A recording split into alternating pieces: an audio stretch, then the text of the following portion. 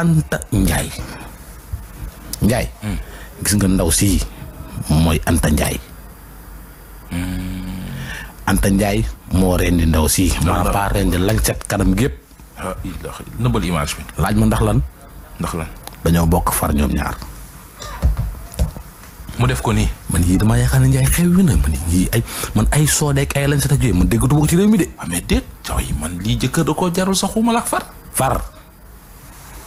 Anta Ndiaye mi di rendi rival nag moom ku ko takk ku ne takk nga sa musiba. problème bi nag mooy daf ko rendi ba da koo lancet ba pare daw. àddina daw kay. Ndar la xewee daw na dugg Dakar fi mu te ni moom la ñuy wër parce que police mi ngi koy wër.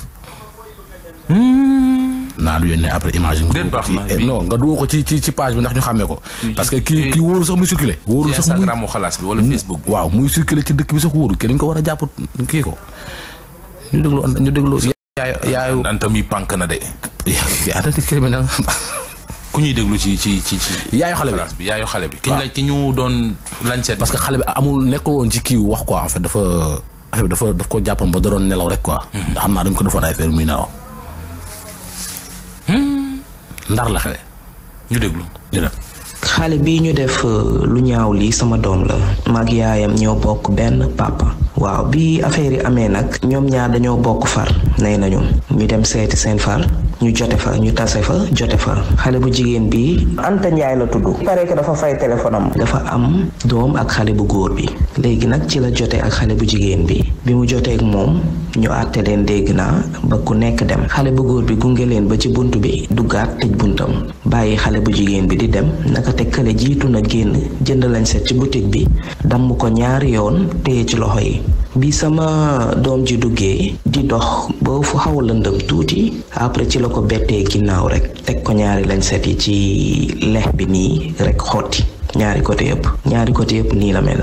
yàlla moo ci def sutura ba alhamdulilah tuuti sama doom ji yeewu na mais lii dafa nekk loo xamante ni mënuñu ko bàyyi mu jàll parce que xale bu jigéen bi dafa daw ba mu amee doom aussi dégg naa dafa fen ne leen mag sama patron moo ma ëmbal alors que du patron moo ko ëmbal xale bu góor bii mu joteel ndax sama rakk bi moo ko ëmbal moo jur xale bi te daf leen a fen ne leen sama patron moo ma ëmbal te xale bu góor bii moo jur doom ji léegi nag ñun ñu ngi koy wër porté nañ ko plainte mu daw bi mu dawee policiers yi woo nañ ko mu ne moom mi ngi Dakar bu fii mënuñu ko jot mënuñu ko gis ñi ngi def recherche ñuy ñaan ku ko xàmmee te yàlla tax mu jàppale ñu mën a gis xale bu jigéen bi parce que lii c'est des choses yoo xamante ni dañ ko war a punir ndax prochaine fois keneen ku koy def mu bàyyi ci xel il paraît que daf daan woo sama doom ji di ko menacer naan ko dinaa la rey génn dëkk bi di ko woo ay xaaju guddi pendant 1 mois di ko menacer di ko saaga ay ndey affaire rival te xale bu ndaw la juddoogul xam nga nag xale yi dañuy teel a am far ak dugganteeg yooyu mais xale bu ndaw la juddoogul mu koy menacer ba yaayam dégg naa ne ko kan moo lay menacé jox ma numéro bi mu ne ko yaay garaawul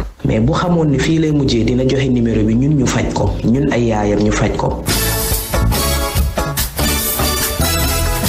xalaas. dégg nga lii la Anta liggéey.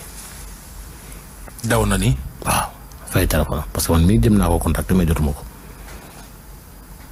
Anta day def na musiba de. ba pare yàq na seen der yéen ñi njaayee ni déet. Anta war woon def li waa Njaay Anta met na ma trop. subhanallah. dinaa la yónnee après image yi nga dugal ko. Anta faaw ma jàkkaarloo mu wax ma moom la maanaam lii pour lan la ak xale bu góor bi lan la. yow boo gisee Anta andi ko fii dégg nga. Anta man faa ma lijjanti ko. andi ko fii ndax il faut que tamit xale yu jigéen yi di yeewu. waaw. moom leer na ko ne waaja tax mu def lii moom ñàkk na waaja. yàgg na. benn ñaareel ba mooy ak luñ ko lijjanti luñ ko nëppal du sedde noonu. ñetteel ba mooy femme bii ba àdduna yu tukki du tàggoog cicatrice bii. dëgg gu wér nga ko coona. dama cee gis exemple nag. tey bu imagine toi femme bi dem sa yi feneen am ay doom yi di ko laaj cicatrice bii lu la ko def. mais Ndiaye lañ set. dañ sa sax la gëj a gis. yàlla baax na mooy comme décision bi ma dégg ne moom le président bu France jël nee na à partir de janvier 2023 préservatif day gratuit ci pharmacie yi pour les jeunes de 18 à 25 ans loolu moom nañu dimbali ba mu yegg Sénégal rek.